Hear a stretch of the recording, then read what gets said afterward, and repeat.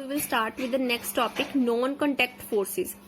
हमने जो लास्ट पढ़ा था वो थी कॉन्टैक्ट फोर्सेस, जिसमें हम ऑब्जेक्ट को हम किसी न किसी वे से हम ऑब्जेक्ट के कॉन्टैक्ट में रहते हैं। बट इसमें क्या आ गया, ऐसी फोर्सेस जिसमें हम ऑब्जेक्ट के कॉन्टैक्ट में मतलब उसे टच या फिर किसी ऑब्जेक्ट के थ्रू भी हम उसे टच नहीं करते। इसमें आ गया magnetic force.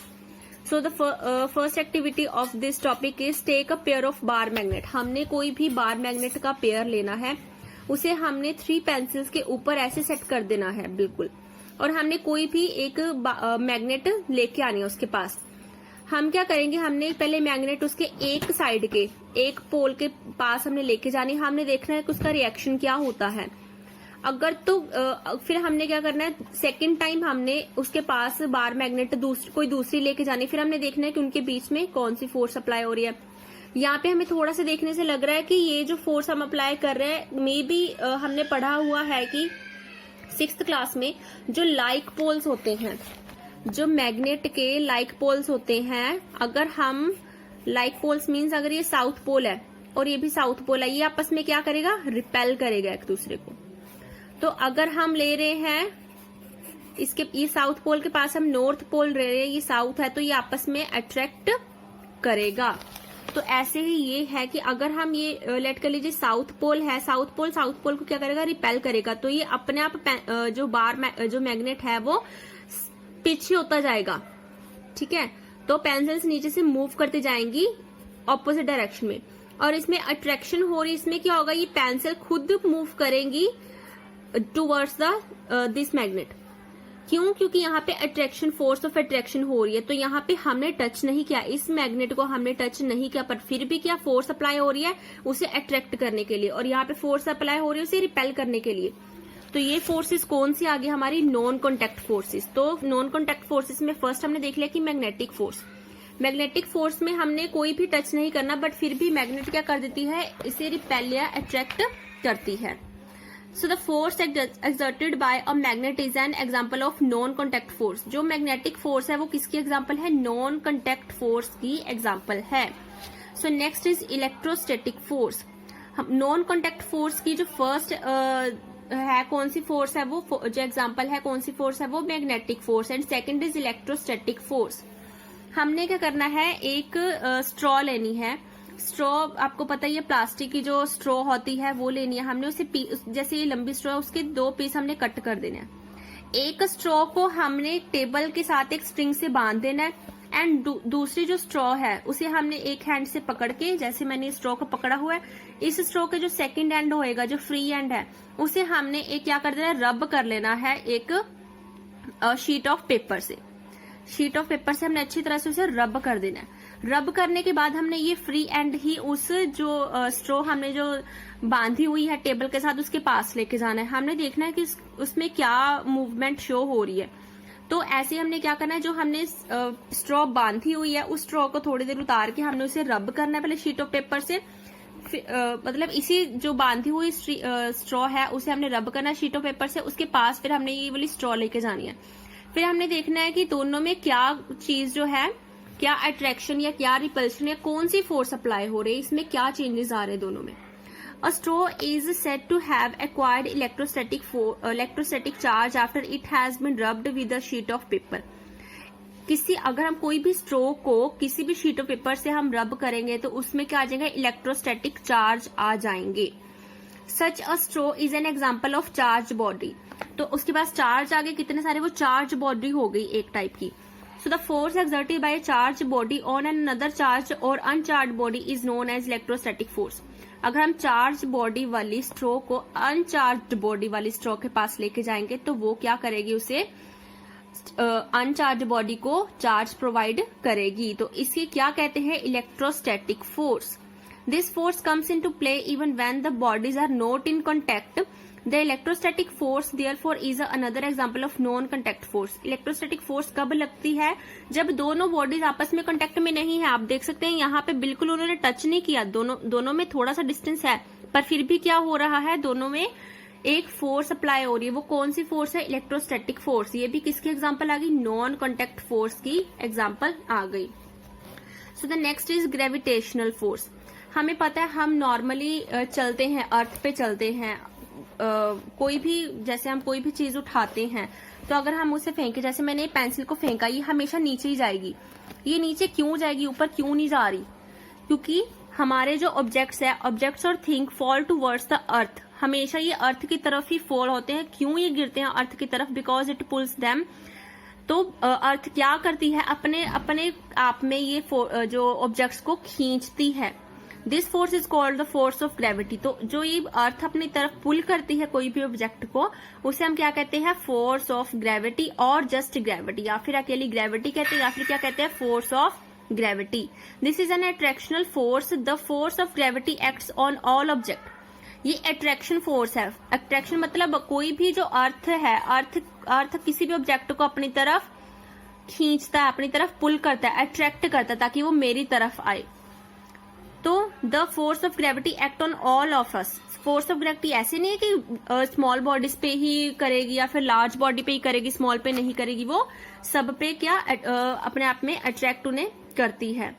Water begins to flow towards the ground as soon as we open a tap. अगर हम कोई भी टैप ओपन करते हैं, पानी जो है वो ग्राउंड में गिरना शुरू हो जाता है। Gravity is not a property of the earth alone. In fact, every object in the universe, whether small or large, exert a force on every other object. Gravity कोई प्रॉपर्टी नहीं है अर्थ की। ये एक ऐसी, मतलब ये इनफैक्ट ये ऐसी चीज है, एवरी ऑब्जेक्ट, हर एक ऑब्जेक्ट जो यूनिवर्स में है, कोई चाहे वो बड़ा है चाहे वो छोटा है, वो क्या फोर्स लगाता है एक दूसरे पे। The force is known as the gravitational force. तो ये जो फोर्स है वो इसे क्या कहते हैं? Gravitational force.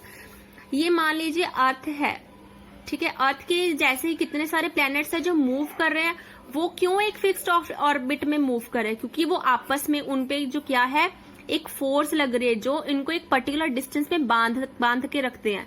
अगर अर्थ की हम बात करें, अर्थ में ग्रेविटेशनल फोर्स है, कोई भी ऑब्जेक्ट है, चाहे वो छोटा है चाहे वो बड़ा है, वो हमेशा अर्थ के डाउनवर्ड ही जाएगा। क्योंकि जो फोर्स ऑफ ग्रेविटी है वो हमेशा क्या लगेगी? डाउनवर्ड ही लगती है। तो वो अपनी तरफ क्या करेगा? पुल करेगा। उसके बाद नेक्स्ट टॉपिक आ गया प्रेशर। प्रेशर की हमने डेफिनेशन स्टार्टिंग में पढ़ी थी। The force acting on a unit area of surface is called pressure. जो हम प्रेशर की फुल फॉर्म आ गई force upon area on which it act. Force हम लगाते हैं, जैसे हमने कोई भी फोर्स लगाई है किसी, अगर हम टेबल को पुश कर रहे हैं तो हम पूरे टेबल पे फोर्स लगा रहे पूरे, तो उसे हम क्या कहते हैं? फोर्स कहते हैं, मतलब पुश या फिर पुल करना जो भी। अगर हम किसी पर्टिकुलर एरिया पे हम कोई भी उस पे फोर्स लगाए, पर्टिकुलर एरिया, जैसे हमने टेबल पे एक नेल को, मतलब कील को जो है ठोकना है, वहां पे लगाना है, तो हम क्या करेंगे? पहले हम उस पर्टिकुलर एरिया पे जो नेल है उसका जो हेड पॉइंट है, हम वहां से उस पे दबा के देखेंगे। बट हम उतना प्रेशर नहीं लगा पा रहे तो वो अंदर नहीं जाएगा। हम क्या करते हैं? हैमर से उससे मारना शुरू करते हैं। तो उसका जो पॉइंट ऑफ एरिया है वो छोटा है, तो उस पे फोर्स ज्यादा जल्दी लग सकती है। तो इसे हम क्या कहते हैं? प्रेशर। हम टेबल के इस पॉइंट पे हम प्रेशर लगा रहे, ना कि पूरे टेबल पे प्रेशर लग रहा है। सो इसमें आ गया ये परपेंडिकुलर, इसलिए जितना ज्यादा इस मतलब अपॉन में इस चीज का मतलब ये है कि एरिया जितना ज्यादा होगा प्रेशर उतना कम होगा। ऑपोजिट है बिल्कुल ये। अगर एरिया ज्यादा होगा प्रेशर कम होगा, अगर एरिया कम होगा तो प्रेशर वहां पे ज्यादा लगेगा, तो वहां पे फोर्स भी ज्यादा लगेगा और प्रेशर भी ज्यादा लगेगा। At this stage we consider only those forces which act perpendicular to the surface on which the pressure is to be computed. तो इसमें क्या आ जाता है कि ये परपेंडिकुलर थी, मैंने बताया ना कि ये अपॉन में है, pressure is equal to force upon area. ये परपेंडिकुलर में है, अपॉन में तो परपेंडिकुलर में है, मतलब कोई भी, जैसे ये टेबल है, टेबल के परपेंडिकुलर 90 डिग्री पे हम प्रेशर लगा सकते हैं। I now understand why potters place a round piece of cloth on their heads when they have to carry heavy loads. हमने देखा है जो भार उठाते हैं लोग, वो अपने हेड पे एक मतलब ऐसे राउंड करके कपड़ा सा अपने हेड पे रख लेते हैं। वो क्यों रखते हैं? By doing this they increase the area of contact. तो अगर वो डायरेक्ट सर पे अपने कोई भी वेट रखेंगे तो उनके एक पॉइंट पे क्या होगा? वो सारा वेट आ जाएगा। मैंने बोला था अगर जितना कम एरिया होगा तो प्रेशर उतना ज्यादा होगा, तो उनके हेड पे प्रेशर भी क्या होगा? ज्यादा आएगा। तो अगर वो ज्यादा से ज्यादा अपने जितना ज्यादा एरिया अपना वो बढ़ाएंगे, उससे क्या होगा, जितना ज्यादा एरिया होगा तो प्रेशर भी क्या होगा, कम लगेगा। तो वो so the pressure on her head is reduced and they find it easier to carry the load. तो उनको क्या आ गया, बहुत मतलब उनको कोई ज्यादा प्रॉब्लम नहीं होती अगर वो ज्यादा ये चीजें उठाएं, अगर उनका एरिया ज्यादा लग जाए। So next is pressure exerted by liquid and gases. हमने प्रेशर देखना है कि लिक्विड और गैसेस में प्रेशर कैसे अप्लाई होता है। इस एक्टिविटी में हमने क्या लेना है, एक पाइप लेनी है, ट्रांसपेरेंट ग्लास ट्यूब या फिर कोई भी प्लास्टिक पाइप लेनी है जिसके हम आर पार दे सके, ट्रांसपेरेंट होनी चाहिए। उसकी लेंथ 15 सेंटीमीटर के अप्रॉक्स होनी चाहिए और उसका डायामीटर कितना होना चाहिए, 5 to 7.5 सेंटीमीटर तक होना चाहिए। अब हमने एक रबर का बैलून टाइप लेना है, रबर लेनी है अच्छी क्वालिटी की या फिर बैलून ले लिया जैसे हमने। तो हमने क्या करना है, इस पाइप को हमने वर्टिकल पकड़ के रखना है और सेंटर से मिडल से पकड़ के रखना है। एक साइड पे हमने बैलून अच्छी तरह से टाइट करके बांध देना है। हमने किसी फ्रेंड को बोलना है कि वो इसमें पानी डालना शुरू करे। जैसे ही वो थोड़ा थोड़ा पानी डालेगा तो क्या आ जाएगा, पोर सम मोर, मतलब उसने थोड़ा सा पानी डाला पाइप में, तो does the rubber sheet bulge out. तो क्या वो जो रबर शीट है वो बल्ज मतलब थोड़ी सी फूलनी शुरू हुई, बाहर आनी शुरू हुई है। और पानी का हमने लेवल भी नोट करना है। अब उसके बाद उसको बोलना है अपने फ्रेंड को कि थोड़ा सा पानी और डाले। हमने फिर उस पे जो रबर शीट है उस पे ध्यान देना कि वो बल्ज हुई है, बाहर आनी शुरू हुई है या नहीं, उस पे कुछ चेंजेस आए हैं। और पानी भी हमने देखना है। ऐसे ही अपने फ्रेंड को बोलना है कि ज्यादा से ज्यादा पानी वो डाली जाए जब तक वो पूरी पाइप भरने जाती है। हमने इसका रिलेशन देखना है कि रबर के साथ इसका क्या रिलेशन हो रहा है इस पूरे कॉलम का। नेक्स्ट एक्टिविटी, ये भी एक्टिविटी सेम इसकी तरह ही है। हमने क्या करना है, एक बोतल लेनी है, प्लास्टिक की बोतल, चाहे आप कोई भी सॉफ्ट ड्रिंक की कोई खाली बोतल ले सकते हो। उसमें आपने क्या करना है, ग्राउंड के थोड़ा सा ऊपर नियर द ग्राउंड थोड़े से डिस्टेंस पे आपने वहां पे एक ग्लास ट्यूब लगा देनी है। आपने क्या करना है, सिंपली ग्लास ट्यूब को गर्म करना है बिल्कुल एक एंड पे और इसे बोतल के अंदर लगा देना है। और जो उस पे मतलब ऐसे लगाना है कि जहां पे इसका जॉइंट हो वहां पे कोई भी लीकेज ना हो। अगर कोई लीकेज है तो वहां पे आपने वैक्स लगा के उसे ठीक कर देना है। एक जो उसके ग्लास ट्यूब के एक साइड पे आपने वही बैलून लगा देना है, रबर की कोई शीट लगा देनी है। और उसके जो एंड है, बोतल का एंड है उसे जो ग्लास का एंड है उसे कवर कर देना है। अब हमने बोतल के ऊपर से इसमें पानी डालना है, धीरे धीरे करके पानी डालना है। जैसे पहले हमने हाफ बोतल फिल कर दी है, फिर हमने देखना है कि जो रबर शीट है उस पे क्या चेंजेस आ रहे हैं। फिर हमने और ज्यादा पानी डाला, फिर हमने देखना है कि इसमें बल्जिंग हो रही है या नहीं, एंड हमने इसमें पानी और एड ऑन करते जाना है। और हमने देखना है कि इसमें क्या जो चेंजिंग आ रही है।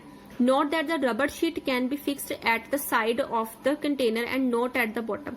हमने ये देखना जो रबर शीट है वो बिल्कुल बॉटम पे नहीं होनी चाहिए, बिल्कुल साइड पे थोड़ा सा ग्राउंड के नियर होनी चाहिए। So does the bulging of the rubber sheet is this case indicate that a water exerted pressure on the side of the container as well? हमने इसमें ये देखना है कि जो रबर शीट में अगर बल्जिंग हो रही तो हमें ये पता चलेगा कि इसमें प्रेशर की मतलब प्रेशर इसमें हमें ये थोड़ा सा हिंट मिल जाएगा, इंडिकेशन मिल जाएगी कि जो वाटर है वो प्रेशर अप्लाई कर रहा है। इससे हमें यहाँ से बल्जिंग से ये पता चल जाएगा कि अगर हम पानी डाल रहे हैं तो पानी के साथ साथ जो प्रेशर इंक्रीज हो रहा है वो प्रेशर कहाँ पे जाएगा, इस बैलून पे जाएगा। हमने ये इंडिकेशन देखनी है।